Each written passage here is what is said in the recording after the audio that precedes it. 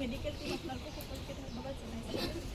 আমি নিশ্চয় আপোনালোকৰ লগত জড়িত হওঁ আৰু আগলৈ আমি যিমানখিনি পাৰোঁ জানিব পাৰোঁ আমি জড়িত হৈ থাকোঁ।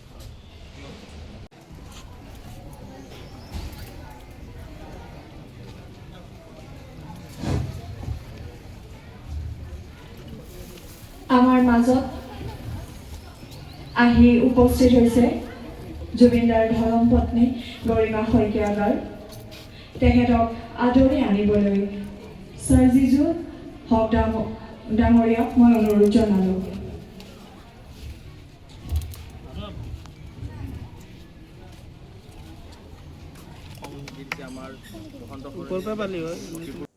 আজি 13 তাৰিখৰ পৰা তেওঁলোকে জুবিনকো সোঁৱৰণ কৰিছে আৰু তেওঁলোকে এইটো এটা প্ৰতিশ্ৰুতি লৈছে যে প্ৰতি 13 তাৰিখে তেওঁলোকে এটা প্ৰকৃতি দিৱস হিচাপে পালন কৰিব। নাহৰ উৎসৱ নামটো যদিও দিছে, প্ৰকৃতিক উদযাপন কৰা হ'ব বিহুৰ আগদিনা, গৰু বিহুৰ আগদিনা। আৰু সেয়া প্ৰতি বছৰে হৈ থাকিব। আমিও প্ৰতিশ্ৰুতিবদ্ধ। আমি সকলোৱে অকল ইয়াতে আম্বেদকাৰ মিছনৰ পৰা আজি আৰম্ভ হৈছে। গোটেই অসমতে পাৰিলে আমি যেনেদৰে পাৰোঁ আৰু সকলোৱে পাৰিলে ইয়াত সহযোগ কৰক। আপোনালোকে গোটেই অসমবাসী ৰাইজকে মই আহ্বান জনাইছোঁ, অনুৰোধ জনাইছোঁ যে বৃক্ষ ৰোপণ এজোপা হ'লেও গছ ৰুই পেলাই আৰু আমি জুবিনৰ সোঁৱৰণত বা বীণা ডাঙৰীয়ানীৰ সোঁৱৰণত আমি এয়া কৰিবলৈ লৈছোঁ। আমাৰ ভৱিষ্যত প্ৰজন্মৰ কাৰণে আমি এজোপাকৈ অন্ততঃ গছ ৰোপণ কৰি আৰু তাক প্ৰতিপালন কৰি আমি যাতে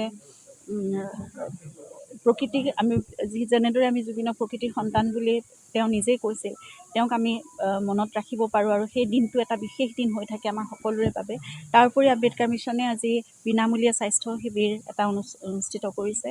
গতিকে বহুত লোক আহিছে আৰু তেওঁলোকে সদায় ভিতৰুৱা অঞ্চলৰ যিমানখিনি মানে সা সুবিধা নোপোৱা অঞ্চলবোৰত তেওঁলোকে সেই লোকসকলৰ কাৰণে কাম কৰিবলৈ চেষ্টা কৰি আহিছে আজি বহু বছৰ ধৰি। গতিকে তেওঁলোকৰ সেই প্ৰেৰণাৰে আমিও আগবাঢ়িব বিচাৰিছোঁ। আমিও জুবিন গাৰ্গ ট্ৰাষ্টটো অলপতে গঠন কৰিছোঁ। গতিকে মেধি ডাঙৰীয়া মোৰ জীৱনৰ বাবেও এক প্ৰেৰণা, কাৰণ একেধৰণৰে এটা জীৱন।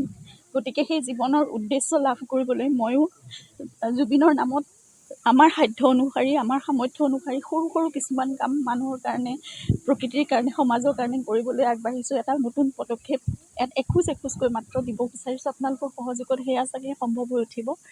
আমি তেনেদৰে সৰু সৰু এনেকুৱা ভিতৰুৱা অঞ্চলসমূহৰ লোকসকলৰ কাৰণে কিবা কিবি সৰু সুৰা কাম কৰিবলৈ চেষ্টা কৰিম, তেওঁলোকক উপকৃত কৰিবলৈ বা তেওঁলোকক সামান্য সহায় কৰিবলৈ আমাৰ যিখিনি সাধ্য আছে বা আমাৰ সামৰ্থ্য আছে সেইখিনিৰে। আৰু একেলগে আমি কাম কৰি যাম। সকলোৰে সহায় সহযোগিতা কামনা কৰিছোঁ।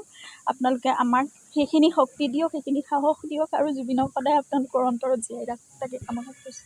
ধন্যবাদ আৰু আগন্তুক বিহুৰ বাবে বছৰটো সকলোৰে শুভ হওক।